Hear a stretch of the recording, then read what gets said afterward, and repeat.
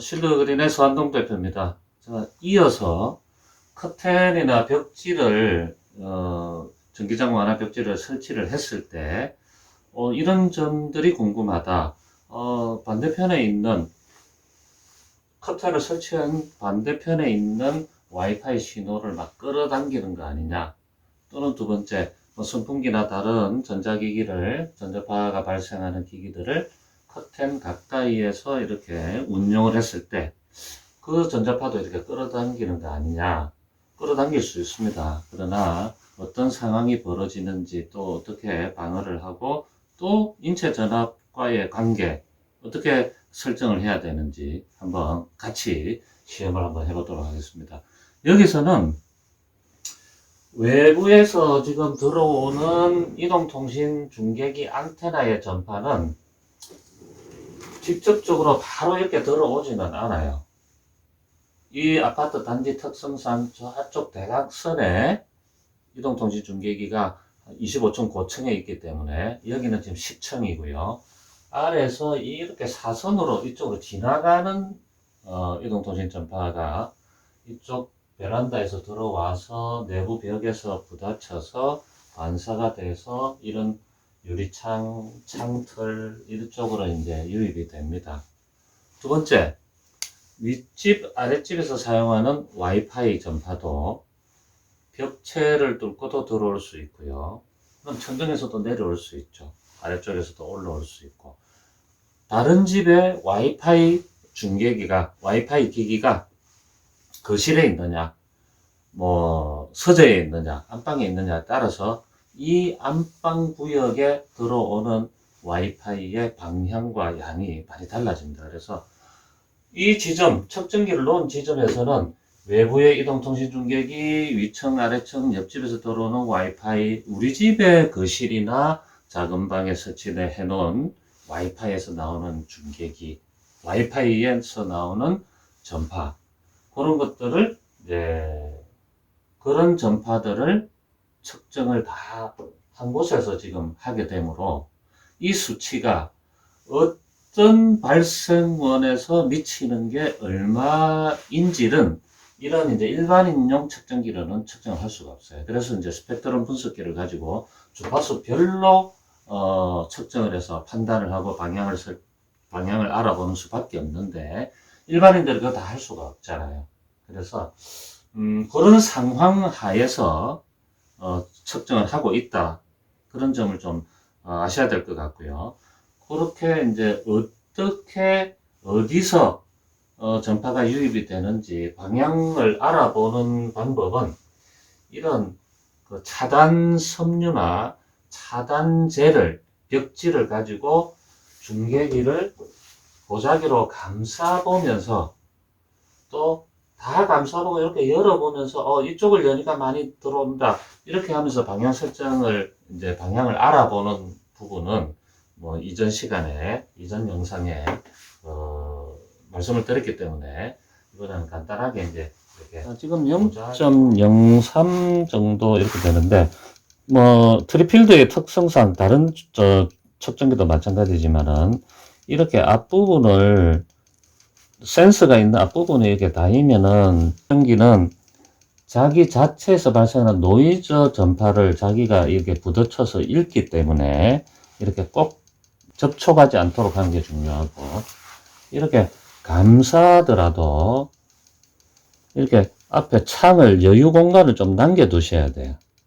이렇게 창을 이렇게 눌러버리거나 이 측정기를 감싸고 있는 차단제로 창을 이렇게 완전히 감싸서 접촉이 되는 경우는 더 올라갑니다. 이것도 동일한 내용이에요. 이 측정기의 노이즈를 더 이상 나가지를 못하니까 이 전파 차단제의 섬유에 부딪혀서 더 올라가는 현상. 그래서 항상 측정을 하실 때 이렇게 감싸두고 윗부분을 이렇게 살짝 열어서 이렇게 보셔야 돼요. 그러면 이제 숫자 변화들이 있습니다. 그게 진짜 앞부분도 이렇게 살짝 열어 두시고요. 진짜 여기에 측정 수치가 0.0023이구나. 다 그렇게 할 수는 없죠. 지금도 이렇게 붙어 있죠. 그래서 약간 그런 부분들은 감안을 하시고 측정을 하셔야 되고, 또 하나 측정의 변수는 뭐냐 하면 휴대폰이에요. 이거 촬영한다고 이렇게 휴대폰을 사용을 하면 들어오는 유입이 되는 전자파, 또 이 휴대폰에서 나가는 발생하는 전자파가 이 측정기로 다 읽혀지기 때문에 측정을 하는데 갑자기 신호가 0.02, 3, 뭐 0.08 왔다 갔다 하다가 갑자기 뭐 0.3, 0.1 이렇게 올라가는 경우는 이 휴대폰에서 기지국으로 통신을 하는 신호를 내가 잠시 잡았구나, 그렇게 생각을 하셔야 돼요. 그렇다고 비행기 모드로 하시더라도 이렇게 가깝게 가서 사진을 찍거나 동영상을 찍으면 비행기 모드를 했다 하더라도 이 휴대폰에서 나오는 노이즈 전자파가 영향을 미쳐서 통신 RF 수치가 변할 수 있습니다. 그래서 사전에 그런 지식은 조금 가지시고 측정을 하시면 좋겠고요. 어차피 생활 측정이기 때문에 비행기 모드로 하지 않고 측정을 하겠습니다. 자, RF 모드를 맞추고요. 현재 이렇게 외부를 놓을 수도 있고 내부로 놓을 수도 있는데 지금은 내부에서 미치는 영향을 파악하기 위해서 내부 모드로 이렇게 맞춰 봅니다.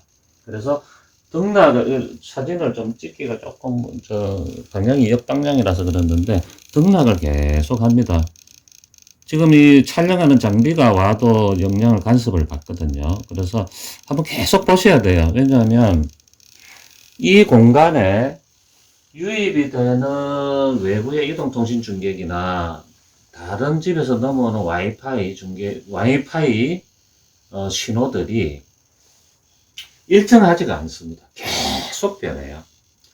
어떤 때는 아까도 말씀드렸듯이 뭐 0.1에서 0.15 사이 왔다 갔다 하다가 어떤 경우는 0.3에서 0.4 왔다 갔다 하다가 몇 초 동안 또 뚝 떨어질 수 있어요.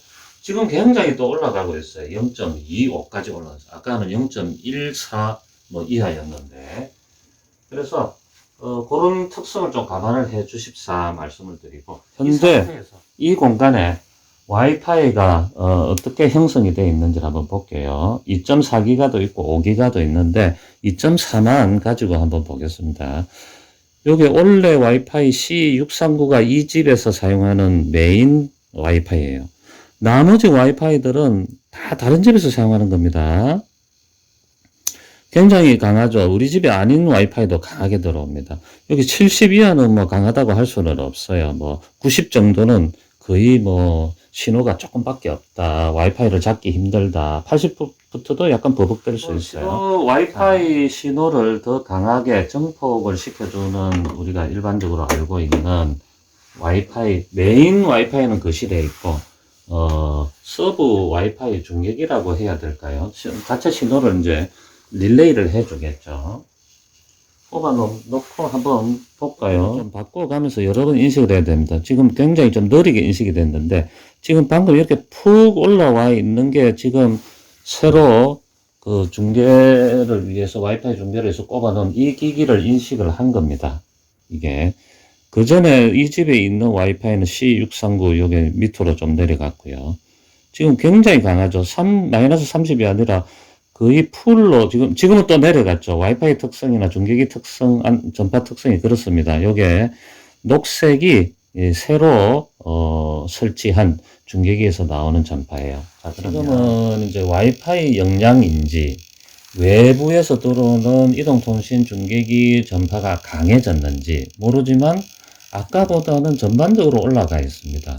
아까는 0.0 4, 6 올라갈 때 0.147 이렇게 올라갔는데 지금은 이제 베이스 자체가 많이 올라가 있죠. 0.1대를 다 넘어가 있는 상태입니다. 자, 이때 우리가 이제 전자파 차단 커튼 이렇게 안 합니다. 국립전파연구원에서 전기장 완화 자재라고 명칭을 통일하도록 말씀을 하셨기 때문에 한번 반만 이렇게 차단 커튼을, 완화 커튼을 이렇게 설치를 했습니다. 0.038로 뚝 떨어지죠. 지금 이쪽에 있는 와이파이는 지금 거실에 있는 것하고 여기에 설치되어 있는 별도로 다른 와이파이는 다 같이 마이너스 38 dBm 정도를 나타내고 있어서 굉장히 강한 서비스를 하고 있는 상태입니다. 그런데 이쪽으로 영향을 미치게 되면 만약에 저렇게 강한 마이너스 30 정도 dBm 정도 되면 굉장히 강한 전파 신호 강도인데 이쪽이 뭐 0.12 수준이 아니라 뭐 1mW 정도 뭐 이렇게 막 올라가야 됩니다.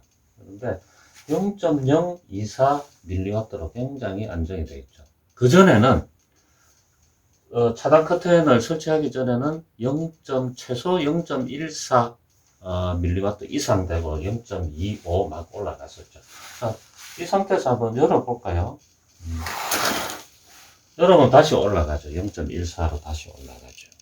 자, 실내의 와이파이 전파가 이쪽 커튼이 막 끌어당겨서 막 올라가고 그런 현상은 일어나지 않는 것 같습니다.